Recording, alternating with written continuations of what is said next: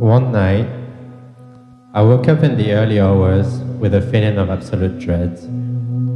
I had woken up with such a feeling many times before, but this time it was more intense than it had ever been. The silence of the night, the vague outlines of the furniture in the dark room, the distant noise of a passing train, everything felt so alien, so hostile and so utterly meaningless that it created in me a deep loathing of the world.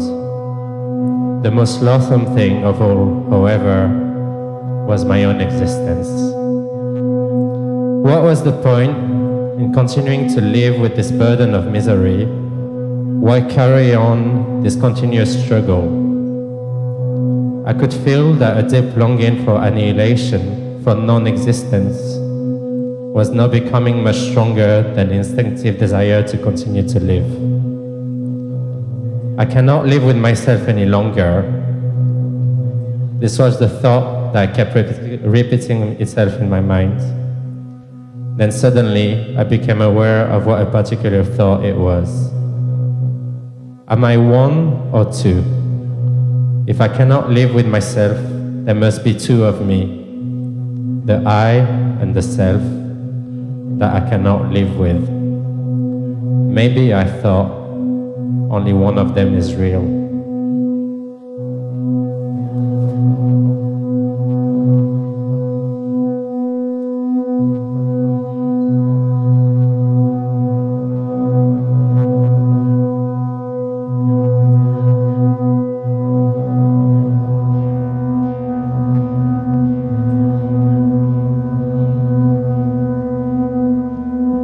Identification with your mind causes thought to become compulsive. Not to be able to stop thinking is a dreadful affliction, but we don't realize this because almost everybody is suffering from it. So it is considered normal. Everybody is suffering, but we don't realize this because almost everybody is suffering from it. This incessant mental noise prevents you from finding that realm of inner stillness that is inseparable from being. It also creates a false mind-made self that casts a shadow of fear and suffering. So it is considered normal. So it is considered normal. So it is considered normal. So it is considered normal. The shadow of fear and suffering. Identification with your mind creates an opaque screen of concepts, labels, images, words, judgments, and definitions that block all true relationship. It comes between you and yourself, between you and your fellow man and woman, between you and nature, between you and God. It is the screen of thought that creates the illusion of separateness, the illusion that there is you and a totally separate other. It is the screen of thought that creates. You then forget the essential fact that underneath the level of physical appearances and separate forms, you are one with all that is. There is you, separate with all that is. Separate forms, you are one that is. One with all that is. You are one appearances and separate that is. Separate forms, with all that is. You are one and separate forms. Beneath the level of physical appearance, you are one. The beginning of freedom, you are one separate form, is the realization that you are not the possessing entity, the thinker. Knowing this enables you to observe the entity.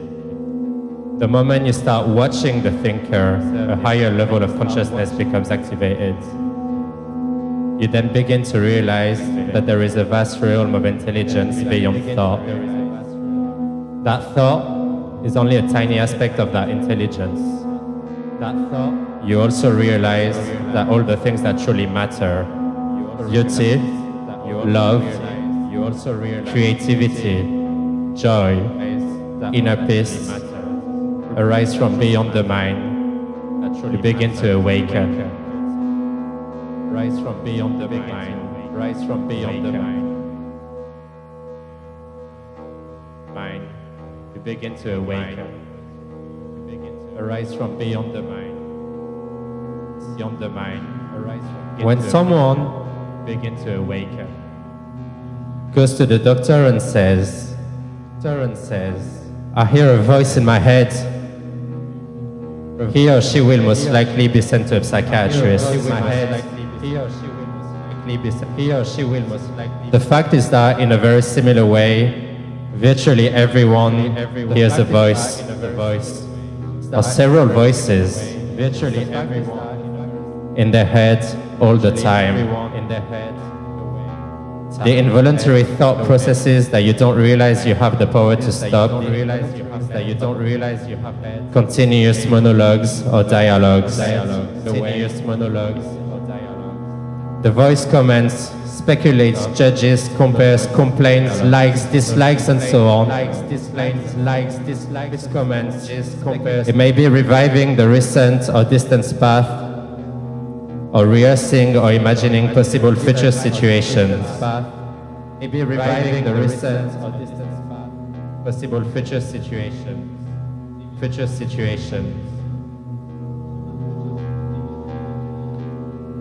Even if the voice is relevant to the situation at hand, it will interpret it in terms of the past. This is because the voice belongs to your conditioned mind, which is the result of all your past history, as well as of the collective cultural mindset you inherited.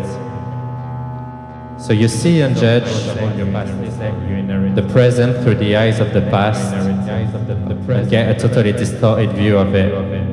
It is not uncommon for the voice to be a person's own worst enemy. Many people live with a tormentor in their head that continuously attacks and punishes them. The good news is that you can free yourself from your mind. This is the only true liberation. That you can free yourself. Start listening to the voice in your head as often as you can. Pay particular attention to any repetitive thought pattern. Start the only true liberation to any repetitive. Start listening to the voice. This is what I mean by watching the thinker, which is another way of saying, listen to the voice in your head. Be there as the witnessing presence. Be there by watching, listening to the voice. Be there.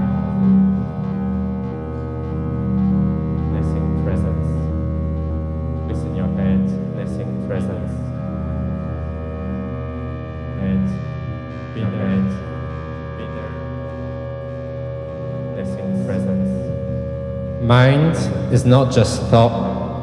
It includes your emotions as well as all unconscious mental, emotional, reactive patterns. Emotion arises at the place where mind and body meet. It is the body's reaction to your mind, or you might say, a reflection of your mind in the body. It is the, or you might say, a reflection. The more you are identified with your thinking, your likes and dislikes, judgments and interpretations, which is to say, the less present you are as the watching consciousness, the stronger the emotional energy charge will be, whether you are aware of it or not. Whether you are aware or not. All emotions are modification of one primordial, undifferentiated emotion that has its origin in the loss of awareness of who you are beyond name and form. Because of its undifferentiated nature, it is hard to find a name that precisely describes this emotion. Fear comes close, but apart from a continuous sense of threat, it also includes a deep sense of abandonment and incompleteness. It also includes a deep sense of abandonment. It also includes a deep sense of apart from a continuous sense of deep sense of abandonment and incompleteness. It also includes a deep sense of abandonment. Includes a deep sense of abandonment. Apart from a continuous sense, it also includes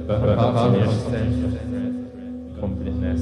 It also includes love, joy and peace are deep states of being or rather three aspects of the state of inner connectedness with being. As such, they have no opposite. This is because they arise from beyond the mind. Emotions, on the other hand, being part of the dualistic mind, are subject to the law of opposites. This simply means that you cannot have good without bad. So in the enlightened, mind-identified condition, what is sometimes wrongly called joy is the usually short-lived pleasure side of the continuously alternating pain-pleasure cycle. Sometimes wrongly called joy. Pleasure is always derived from something outside you, whereas joy arises from within. Joy, the very thing that gives you pleasure today will give you pain tomorrow, or it will leave you, so its absence will give you pain. The very thing that gives you pleasure today will leave you.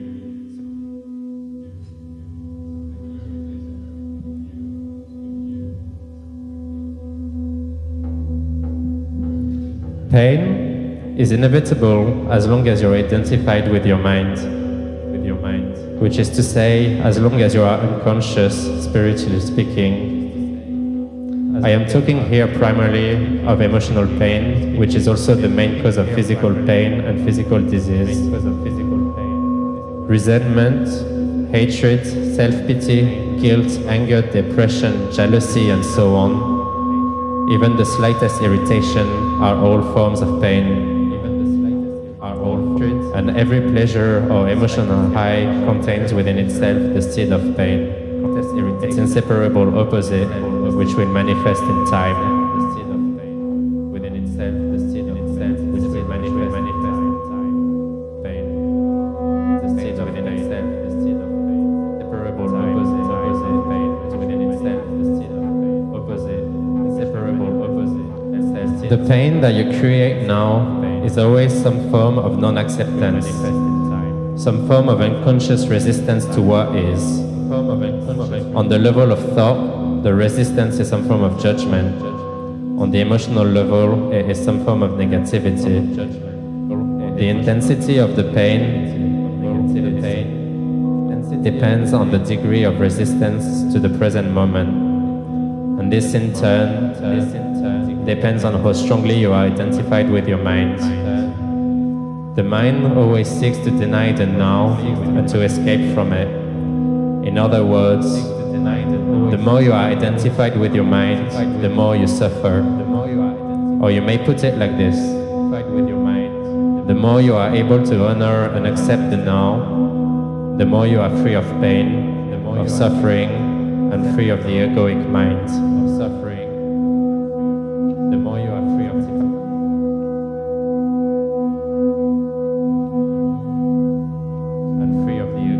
If you no longer want to create pain for yourself and others, if you no longer want to add to the residue of past pain that still lives on in you, then don't create any more time, or at least no more than it is necessary to deal with the practical aspects of your life. But to stop creating time, realize deeply that the present moment is all you ever have. Make the now the primary focus of your life. Always say yes to the present moment. What could be more futile, more insane, than to create inner resistance to something that already is? What could be more insane than to oppose life itself, which is now and always now? Surrender to what is. Say yes to life and see how life suddenly starts working for you rather than against you. To what is. Say yes to life against you.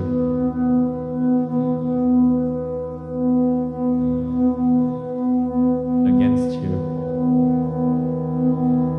Against you. Working for you rather than against you. The body can become a point of access into the realm of being. Let's go into that more deeply now. Being can be felt as the ever-present I am. Being that is beyond name and form. To feel and thus to know that you are and to abide in that deeply rooted state of enlightenment.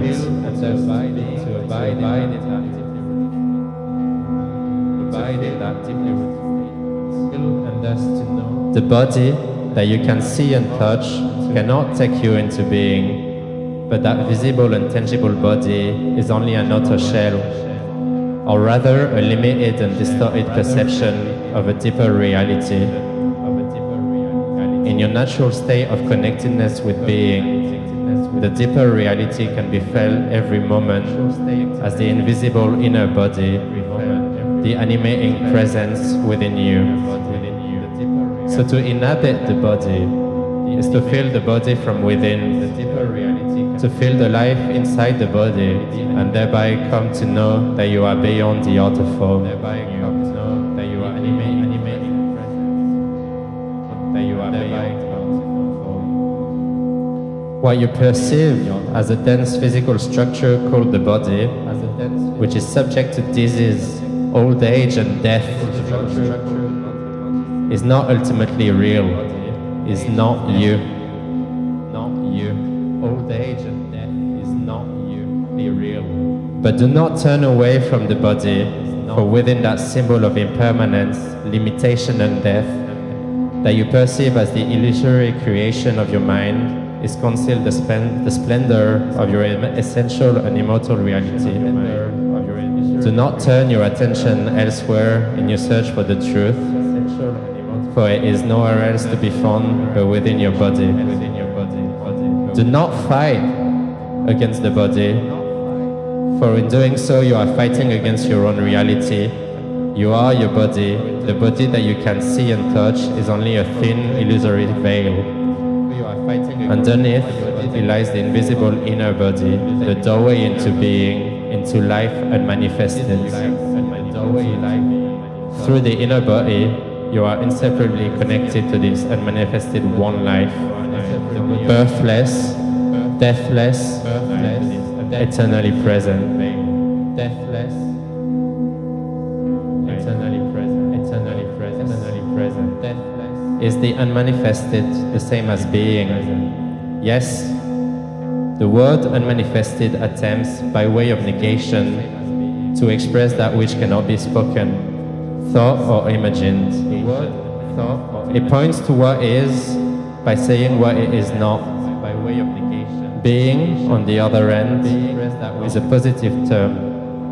Please don't get attached to either of these words or start believing in them. They are no more than signposts. These words, or start to either of these words, believing in them. Words, or start believing in them. Words, or start believing in them. Or start believing in them. Don't get attached to these words, or start believing in them. So use your inner body as a portal through which you enter the unmanifested, and keep the portal open so that you stay connected with the source at all times. It makes no difference as far as the inner body is concerned, whether the outer physical body is old or young, frail or strong. The inner body is timeless. If you are not yet able to feel the inner body, use one of the other portals, although ultimately they are all one. The now can be seen as the main portal. It is an essential aspect of every other portal, including the inner body. You cannot be in your body without being intensely present in the now.